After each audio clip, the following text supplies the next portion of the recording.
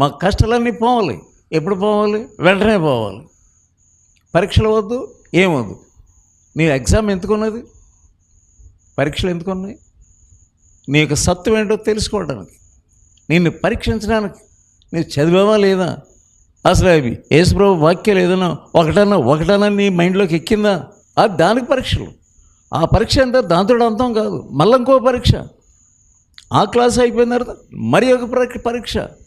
ఎలా నువ్వు 10 సంవత్సరాలు చదివితేనే కానీ 10th క్లాస్ పాస్ అవ్వు. నువ్వు స్కూల్లో జాయిన్ అయిన వెంటనే నీకు 10వ తరగతి సర్టిఫికెట్ రాదు. డిగ్రీ కావాలంటే ఇంకా 4-5 సంవత్సరాలు చదవద్దు, పరీక్షలు వద్దు, ఏది పరిశోధనలు వద్దు.